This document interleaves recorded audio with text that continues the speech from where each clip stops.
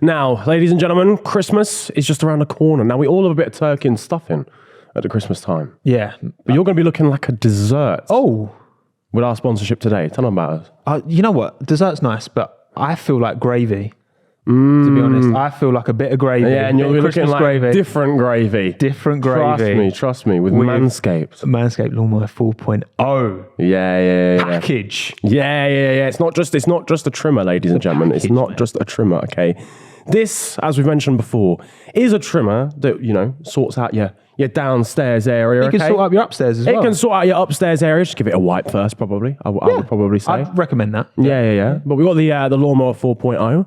Which is just it's not your standard trimmer though, is it? Because it's got a light on. LED, baby. And it's waterproof, mate. So if you fancy having a shave in the shower, you're sorted. It's like the LEDs on the bottom of the F1 cars when they run around Las Vegas. That would be quality, actually. Yeah. Decent. Just loads of Lawnmower 4.0s on the bottom of that Mercedes. That's actually what they did. Yeah, exactly. That's definitely true. Yeah. The crop preservable deodorant as well. Yeah, exactly. Yeah. Smelling fresh. Yeah, we're smelling fresh stuff to treat everything down there as well. And obviously, it's a bit of a sensitive area, isn't it? Realistic. You don't want to get cuts and nicks down there. No. And you won't.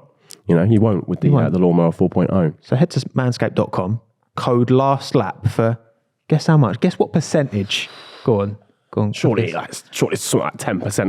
That's a big whack already, right? More. 15%. More. Oh, you're treating us here. He's a happy man. 20%. 20% off. Oh my goodness. Manscaped.com. Sensational stuff. The Lawnmower 4.0 to get stuff to treat your balls after you've shaved, and also you've got the little ear one, the nose one as well. Ear, nose. The little hairs in there as well. You're sorted. Wherever there's a hair, Manscaped can sort you out. Exactly. Do it. Manscaped.com. Check it out down in the description below. Last lap. Boom. All right, you lot, don't forget to give us a follow on Apple Podcasts or Spotify. And while you're at it, give us a 5-star rating. Trust me, it really does help us out.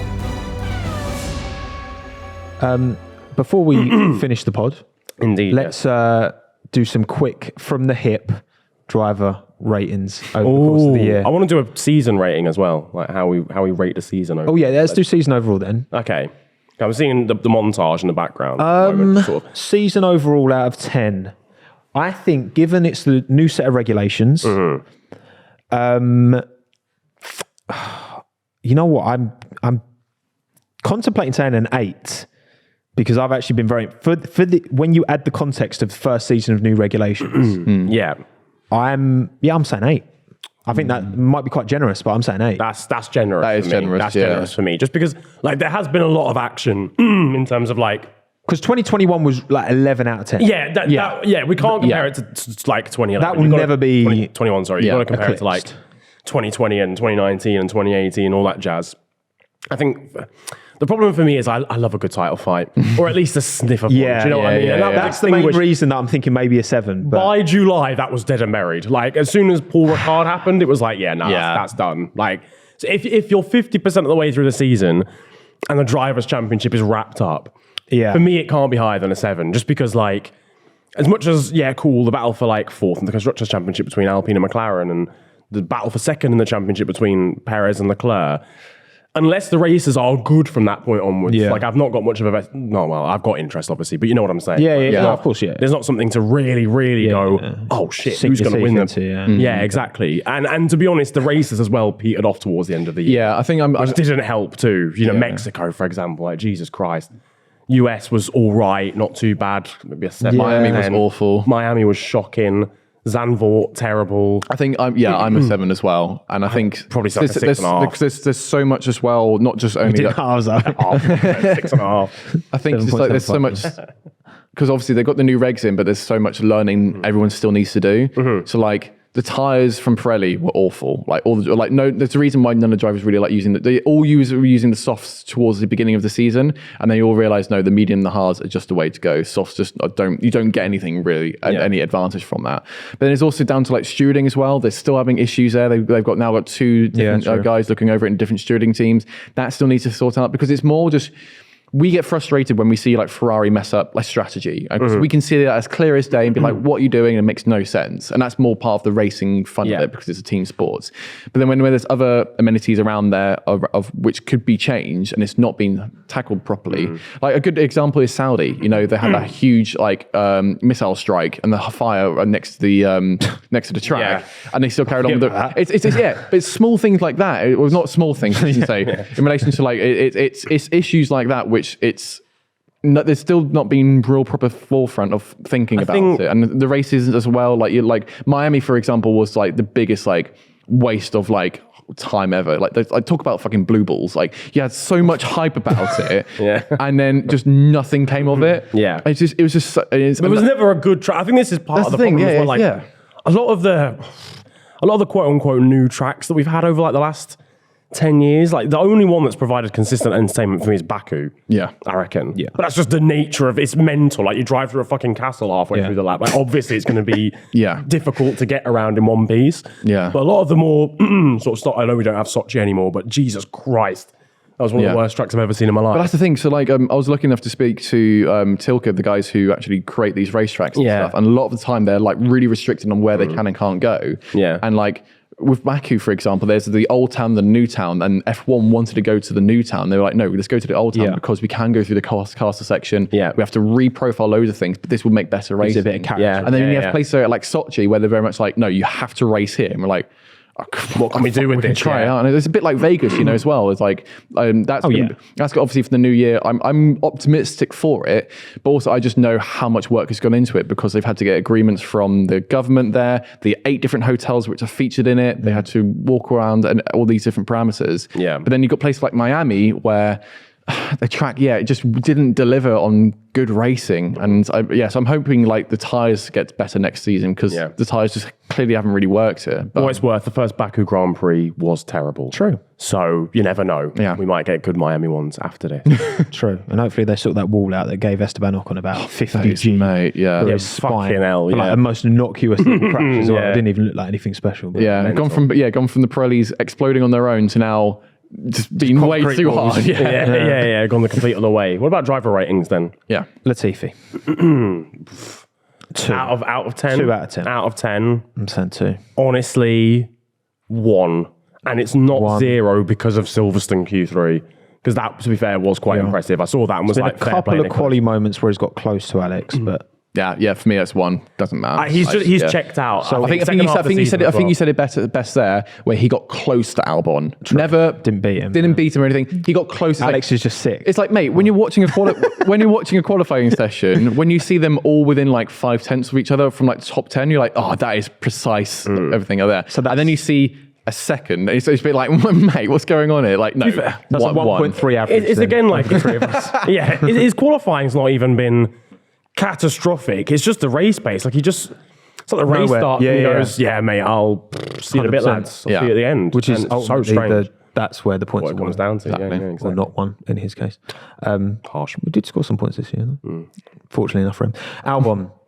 Albon.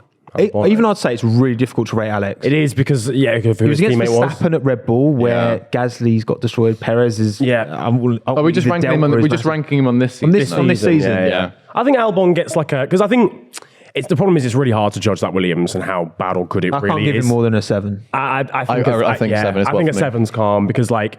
Against Latifi, it's really difficult to judge whether he's really, really been top tier or whether he's just been like that was a question around George Russell, I think, as well when he was at Williams. Yeah. It's like because he didn't have a teammate where he was against Kubica, who obviously wasn't the same driver as he was before, and Latifi, it was very hard. Now, obviously, we can see that George is different gravy, quality, but it's also the same with with Nikita Mazepin and Mick Schumacher, where obviously they were just so far behind everyone else because of how bad the car was. But obviously, every single time, Mick Schumacher was like lapping him up, but now when you actually do have a capable driver to be in that, and it's because Albon's had like I think his average finishing position has not been. I don't. You look at the constructors and you think they're a million miles off, but they're not actually. He's got a lot of P12s. Yeah, I was going to say. I think if you judge him against like the rest of the mid-table, or like the rest of the guys like sort of down there, like your Haas's and Alfa Romeos, and especially the second half of the season, he's been beating them quite consistently. I think you've got to give him a decent. I think it just goes to show, like 2 years ago, like George Russell was crying in Parc Ferme because he got a point, and now you see Albon doing bits and stuff. It's kind of like that's not me. That's more the development on the car. I'd say. But you just need a driver for it. Yeah. So, but I would say 7 because it's so fascinating to see what is going to happen next year. I think Yuki Tsunoda.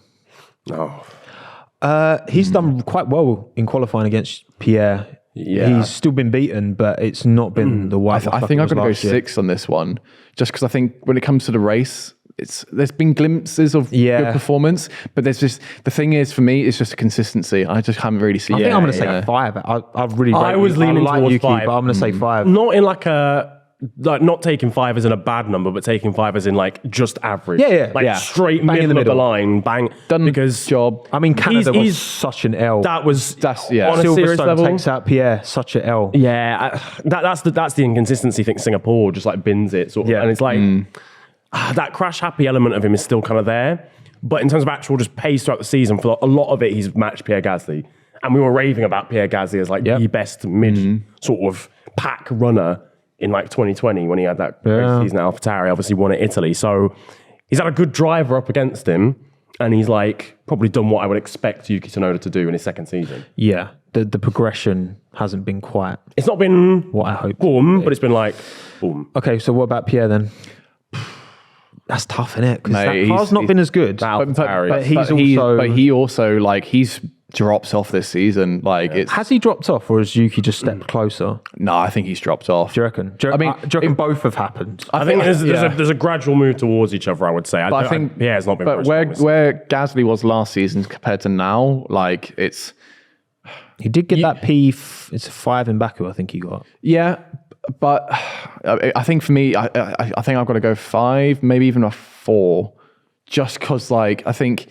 I'm thinking maybe 4. I'm thinking maybe 4. He's been at that team for as long as he has, and he's so done with that team. He's just so done with that team. Yeah, he's checked out. Yeah. He's got no ambition to be there.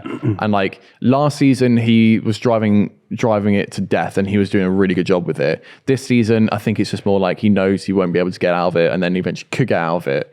And it's what's the point of me sort of carrying on him? I think he's just even the last race we just watched there, he's towards the back of the grid, and it's mate, you're clearly just not. There's something not quite clogged on there. So how do you think he'll do at Alpine? I think he'll be good. I'm hopeful. In much better equipment. I think he'll be good. With those two, I think it's going to be. I think we're going to see a real feisty relationship there. Yeah, I can't. Not because of the because obviously they used to kart with each other, yada yada. I just think it's. Both of them are going to be no, I'm number one. No, I'm number one. And then the fact that they're going to have that conversation of who's number one in itself makes it a bit more. The fact that also the fact that there's history there, and the fact that Ocon, feisty end to his teammateship with Alonso, feisty end to his teammateship with Perez as well. They're both French and a French team. Yeah. It's oof. Mick Schumacher. Oof. I'm going to say 5 actually. Yeah, again, I think 5. Down the middle, I think not bad enough to merit losing his seat, but because it's Haas and their specific situation where they're not at the budget cap, or they haven't been at the budget cap, I think that's hurt him more. And I think there's stuff off track that maybe is mixed. I've heard about mixed team. Apparently there's been some. Ralph Schumacher. Oh yeah, Ralph with that weird statement, didn't he? Yeah. Why is Ralph Schumacher? I don't think that's helped. No, not mixed at all. Calls. I think 5 for me as well. I think it's he's had good moments. Yeah, he's match K-Mag. Yeah, pace has been. If we saw the same sort of results we had in Bahrain the rest of the season. My God, I'll be P3, P4 in the constructors maybe, but obviously it's just down to the car and also it's down to the drivability. But yeah, and they haven't really upgraded that car. Yeah, and because obviously in 2021, as obviously all their focus was on the current car. I think they bought that side pod upgrade to copy Ferrari. Yeah, and that was pretty much it. And then it's it's a hard one because it's where. You can't ignore the crashes. You can't. If I was to say the only big times, sort of Mercedes have sort of crashed is where they were sort of adjusting stuff in Austria where they both sort of went off. But then it wasn't like through driver fault. You know, Lewis went off because of the wind change, and Russell as well. And like even like if you say how many crashes like Red Bull have had, there's been like one from Monaco with Sergio, and with mixed one, it's kind of like, right, what crash he's had? Well, he's had this one here. He's had that.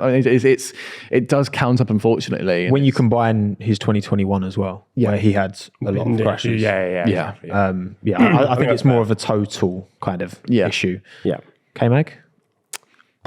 6. Yeah. Pole I was thinking 6 as up well. from 5 to 6. But also, he's come in from a year out. Coming from a year out. Coming to a Maybe a 7, honestly. Maybe a 7. like coming from a brand new. I mean, but also to be fair, he has made some mistakes as well. He's been very unlucky with that front wing end plate. Yeah, that front, that literally that three front times. is always that front little does wiggle that thing. happen? They need to just stick it on. Yeah. To be honest with you, I think that's part. But like he has had like some unfortunate moments. There's been some mistakes he's done in part. But I mean, at the same time, he's come out like this is going to be the same thing, which I'll probably say for Hulkenberg next year. He's coming in with like being out of the sport and straight away on the pace, like being there and with his teammate. I think it's helped though that these were new cars for everyone. Yeah. And he was racing last year, doing a bit of like IMSA, like in the States. But it's not F1 though. You know what I mean? No, but these cars are totally different to like the cars in 2021. So all I'm saying is I think that's helped his transition. Yeah. I think he's not, this is why I think Checo was so close to Max at the start of the year, because Max wasn't carrying that car knowledge that he clearly had of that 21 Red Bull and that. But yeah, I would say, I think 6 as well. Yeah. Okay, Meg. Stroll. There's been some okay moments, but given how many years Lance has been in the sport and the nature of some of these mistakes that he's made, it's between a 3 and I might just say 4, just because he has got quite 4. a few qualifying dubs on Seb. Yeah, I'm just gonna say 4 and then not speak of it ever. Yeah.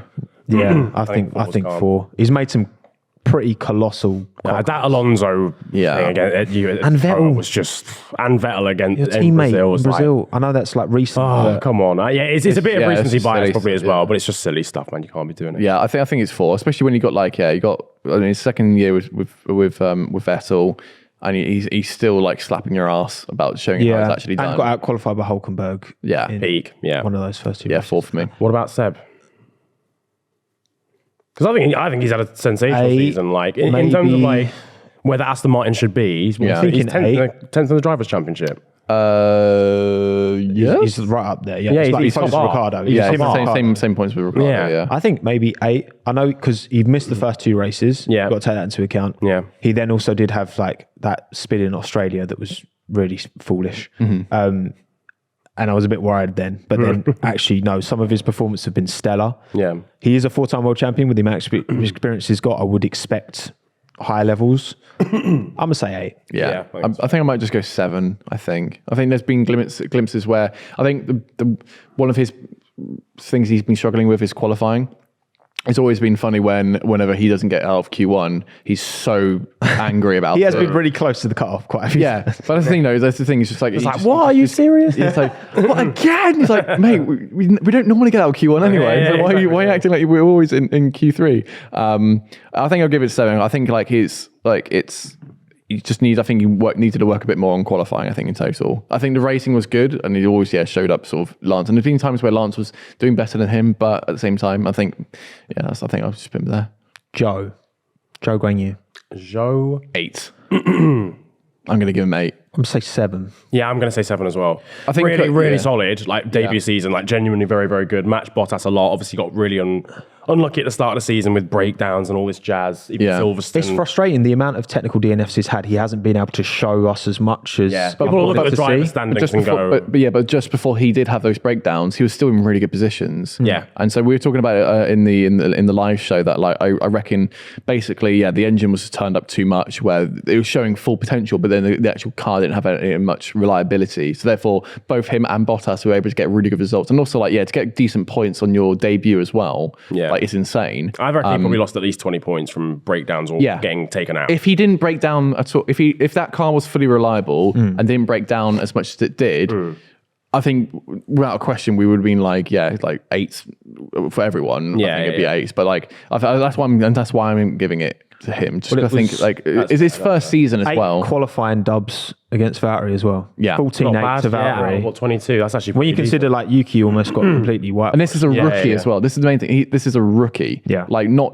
just coming from F2, and it's like I was lucky enough to meet him in Bahrain, and like he's just the most down to earth guy, and he's just learning so much, and especially from Bottas as well. Bottas has been a great mentor to him. Where like obviously like Hayden sort of speaks to Zhou quite a bit because he plays a bit of F1 and always talks about, like he just get mentored quite a bit. Like even what we mentioned before of in Brazil being told from his teammate, right, go for this corner here, although he didn't take on the advice. Like that's still like showing the mentorship from it, and he's clearly taken into account. But what about Valtteri then?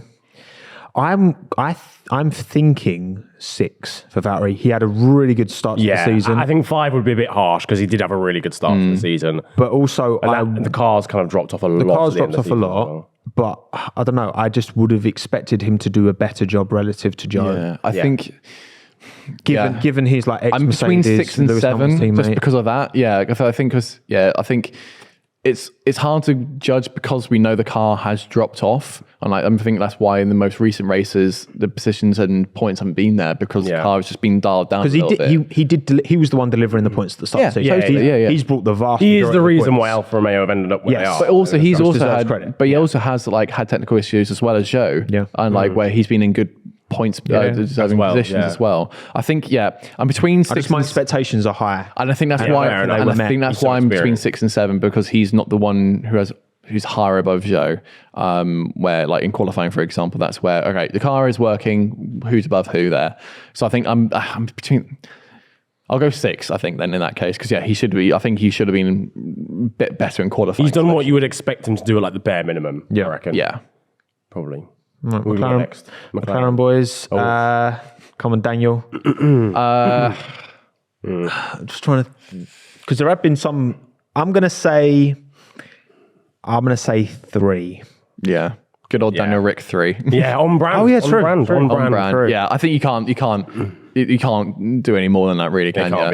It's like there has been glimpses of hope, and like the big one obviously that comes to everyone's mind is Mexico, but I think the issue there, Monza was quality, and Monza was also good as well. Yeah, unfortunate. 20-2 in qualifying to Lando. Yeah, which was always going to be again. I think race pace hasn't been that bad. That's why it's I think that's been the story of it as well, where wherever he qualifies is pretty much where he'll finish. Yeah, and I think there's been so many pace to overtake. Yeah, and there's been so many times where he's just been knocked out of like Q1 by like a tenth or like 100th of a thousandth of a second, especially with like sometimes with Vettel as well, where he's just been knocked out.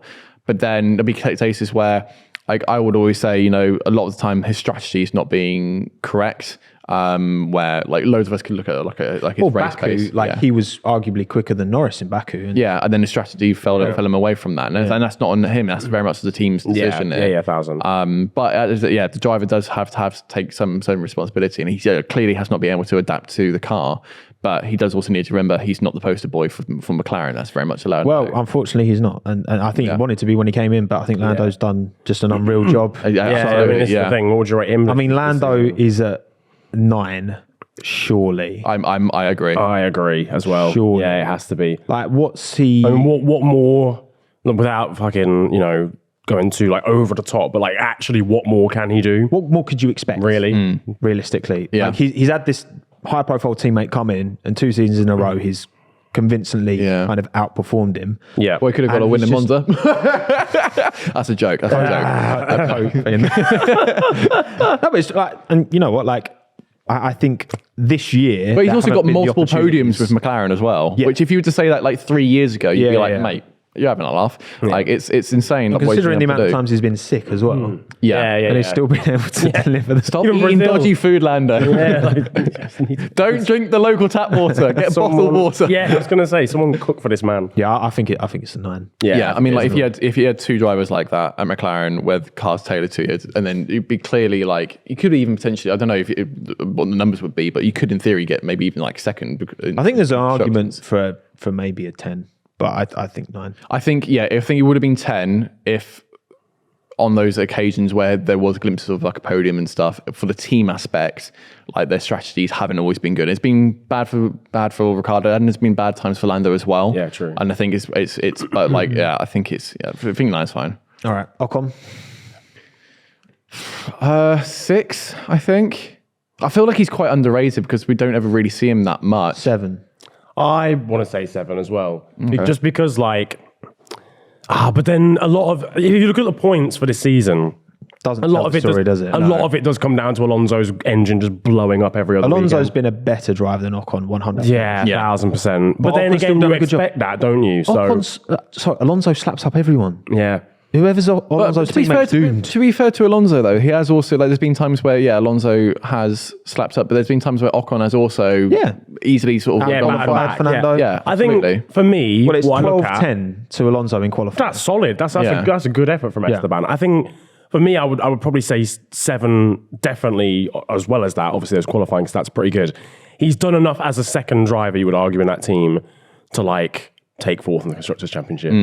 He's been that guy that's been able to, he's beaten Alonso, hasn't he? Points? Outscored him. Yeah. And obviously, Alonso's had a lot of bad luck, but he's been there enough to go, Pick up the pieces. I can pick up some points where I need to and drag Alpine as well. It's not been it's not been one drive having to do a lot of the heavy lifting. I think compared to last year, they were both very, very level in qualifying and both very, very level in race. I think Alonso's taken a step forward relative to Ocon this year in race performance, but I think qualifying's been great. I think, again, when you're up against Fernando Alonso, you've got to hold a driver to different standards when they're up against a teammate of that caliber. So I think he's done a great job. But Alonso, it's a 9 easy again for me. Ooh, that's good actually. Because I want to say an 8. I'm going to go 8. I want to Really? say an 8 for Fernando. see, for me, I think it's clear 9. It's just because, What's yes, he's holding been him back? unlucky. He's been unlucky. But Fernando Alonso, for one, his teammate outscored him. So technically speaking, his teammate outscored Because him. his car kept breaking. That is true, but then you look at qualifying and it wasn't I would expect Fernando Alonso, even aged 57, to get clearly the better of Esteban Ocon in qualifying. Maybe I'm underestimating Esteban. Yeah, but in that's that what I mean. situation. That's what I think a lot of this comes down to How do you rate Ocon? Yeah, I hear that. And I think that's where I look at Ocon and I think he is very much underrated. I think last season, for example, no one really sort of took his performance that serious because everyone's sort of talking about Alonso just coming in for this new team and just slapping everybody up sort of thing. But then there's Alonso's season has been sort of tarnished a little bit because of all the amount of the mechanical breakdowns, which isn't his fault. No. P2 qualifying Canada. Yeah. Was on for maybe front row in Australia if the hydraulics hadn't broken. Yeah. What I'm saying is There's some crazy stuff there. Yeah, There have been some mad high peaks. And given the car, he was never going to hold on to those. But then I think you have the inter-team battle where it's not just Ocon going against Alonso. It's also Alonso also throwing some stuff Takes back two to as well. tango, yeah. Exactly, and I think that's why I don't rate him as higher than that because it's he's also still for example. He did drive into the back. I was of Ocon in Brazil. literally about to say that, he did I that. agree. For example, we were talking about earlier, Vettel swapping the signs in Parc Fermé. I could see Alonso still doing that to this day, and it's a bit mate, come on, grow up a little bit, sort of thing. But Nah, it doesn't need to. I'm It's already. But yeah, so that's where I reckon. 8.3. Right. I'll do that. No points. No points. It has to be a clear number. No, because you both said 8. And I said, Oh, I see. Sorry. the I average. thought you were The like, all right, I'm going to go 8.3. I'm not changing. I'm not changing by eight. No. So on to the top 3 teams now. Yep, Mercedes, George Russell, first season at Mercedes. 8. Well, I think an 8. Important context. Yeah. Won a race. Yeah. Beating his teammate. Won a race. 7-time world champion. Started Took out science. from the bottom now. Yeah. I think, Squeezed the Haas for no reason. yeah. There's been times, I think, the reason I haven't got... Nice. Good man. Yeah, I think it would be higher if he hadn't had those on track sort of incidents where he thinks he's got the overtake done, on a Haas or I can't remember the other person it was, thinks he's got it done, and then tries to get back onto the racing line, and then sort of causes like the Kevin Magnussen sort of front wing flap sort of going off. But before Silverstone, I think he's a easy 9, maybe even a 10. First year of that team is. I know every race top 5, multiple podiums. Ridiculous. Like it was an insane. Your first season at a team. I know he's got experience at Mercedes. I get that, but like first full. Not season driving that car though, like the exact car. Of course. So, and that Brazil win, by the way, was like impeccable. Like he did nothing. He did nothing wrong. Yeah, at all. the only thing he did wrong was spin out in qualifying, and ironically that helped him. Yeah, so it's still perfect. Yeah, in reality, it's probably. I think an 8, just because there were some pretty stinky mistakes from George. Honestly, I think without those, genuinely without Singapore and then Kota, I would probably give him a 9. Hamilton? He's got to iron that out. Lewis, I'm gonna say 9 for Lewis. Better than George. Yeah, I think Lewis has had a better season than George because I think. Which relies on did have a lot of P2s. Relies on the context that Lewis was the one being used as the test mule for this car for Mercedes to get on top of it at the start of the season. That the Mercedes have said this, that Lewis was the one they were given these experimental setups to.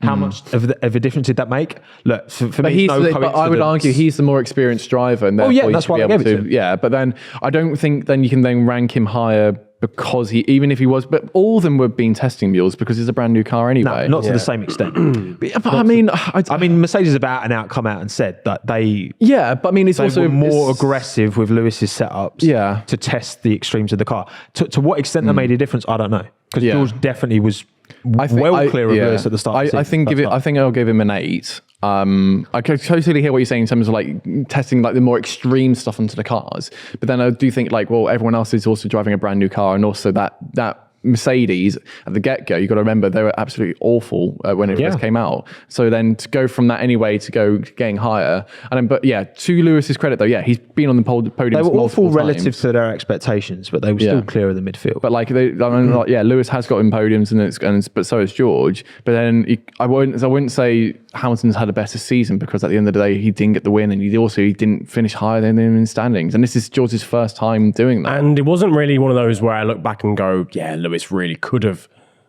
had the better of George because of a point, like with Alonso. Like Alonso quite comfortably could have beaten Ocon without the mechanical failure. And I think in the latter stage, I don't have that with Lewis and George. Like George was just like across the season. Yeah, better, and the latter stage of the season, Hamilton was better, absolutely. Yeah, 1,000. But then also that's when it came to the sprint race and came to qualifying. I mean, then that was all George's pace. Kind of. It was Brazil was harsh on him because of timing, obviously as well, which was tough. And he did recover well with the damage in the race. To be fair, that Mercedes went from comfortably third quickest car to like in the right circumstances quickest second. By the end of the season, so that allowed. Yeah, look, to be honest, I don't think I'm not saying there's much in it. For me, George is between an 8 and a 9, and Lewis is a 9. Like, I think it's tight, but I don't know. I'm giving they're both British, man. I'm giving him. So another 8.3 then. I feel harsh. I'm giving him a 7. The average is going to be 8. Oh, wow. Math. I'm not, I swear. It's just, George is in his first season. Beat him. Carlos Sainz, 7:15 beaten in qualifying against Charles Leclerc. Spun in Australia on his own.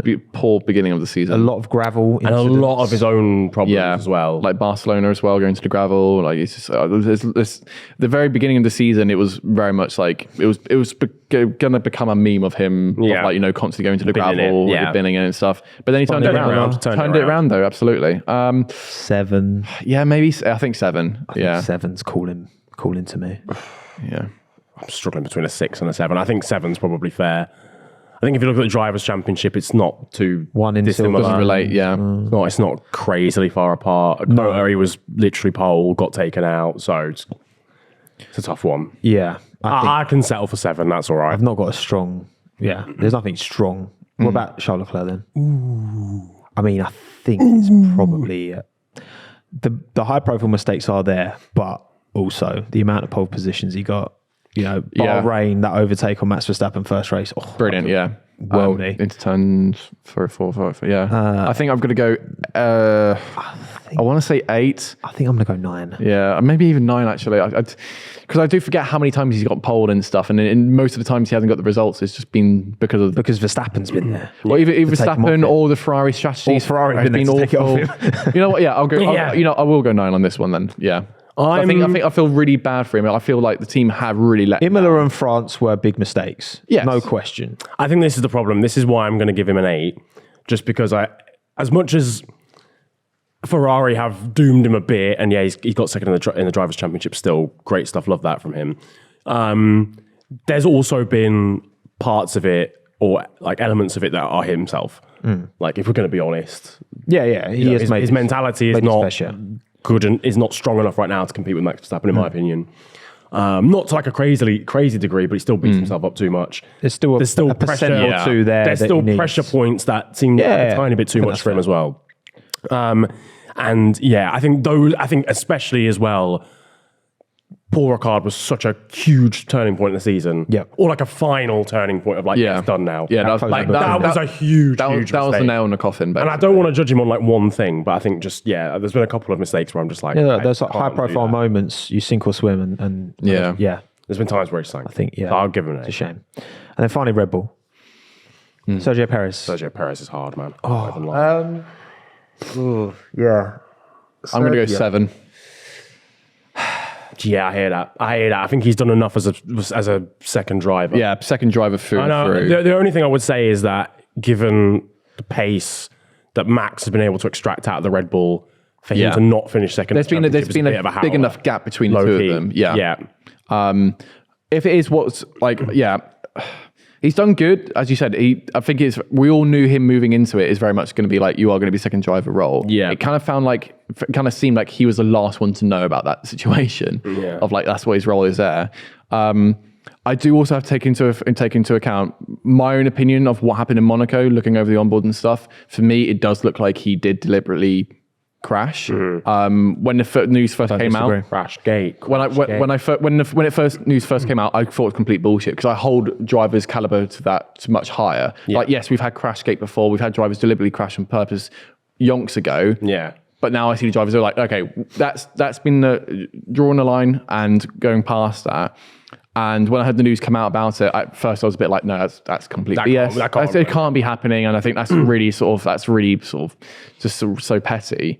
And then the onboards came out, including the telemetry, where you can compare it to how someone normally goes through that corner. It's very difficult to explain. And for that, the lack of counter steer, and for that, like anyone who's choosing to deliberately crash in an F1 race, just what the fuck are you doing, man? Like, it's so unprofessional. And like, honestly, if the FIA are going to investigate into this, which I think the teams aren't pushing for it. The teams aren't pushing for it, but the FIA have said they're happy to look into it. And I think even like Toto Wolff said there's been too much PR stuff anyway. Yeah. I think they would generally find that the ruling there that like he did deliberately crash on purpose. And then it has so many implications then of like, all right, well then that technically means you've kind of cheated. That means then Red Bull you shouldn't get that race win then. And it opens up a massive can of worms. But the fact that he chose to, the fact that he chose to do that, I'm like, mate, fuck off. Like you should be now. You lose him a point. Yeah, him a point. You are very much second driver. You'll never be number one doing that again. I think I'm going to give Checo a 7, because the gap to Max has been big. But I think that Max Verstappen has just been. The problem is the gap to Max is always big. And I think he's been the only one that's got that second Red Bull seat where you can go, he's done enough to back up Max. Yeah, there's quite a few times he's been 2-3 tenths off in qualifying, which is like... Yeah. Or he's finishing second in races consistently, and I'm like, fair enough, Sergio. But I guess... That's what you need to do ultimately. Yeah, I hold Max to a very high level, and Verstappen out of 10. I mean, it's hard to not give him a 10. Yeah. There's a few. Like, I think Brazil was just nonsense. I think 9. Silly. If you were to go 9, because you would have to count in what happened in Brazil, but that's such a rarity. And also, like, it's the only time this season it's happened. I would give him a 10. Yeah, and I think that's just a bit of petulance. Like, he's more of an off-track thing. Yeah, in terms of the racing driver. Like, he's won the most races in a season. Record that's percentage as well. And it's insane what he's been able to do. Like, like him and the team have just gelled that car so well to make it work for Max, and like rightfully so. That's what the whole reason they're all there for. And so to win like championship with like 4 or 5 races to go comfortably, and it's insane. He's killed it. It's been the perfect, it's a team sport, and he's done everything he should have done. Yeah.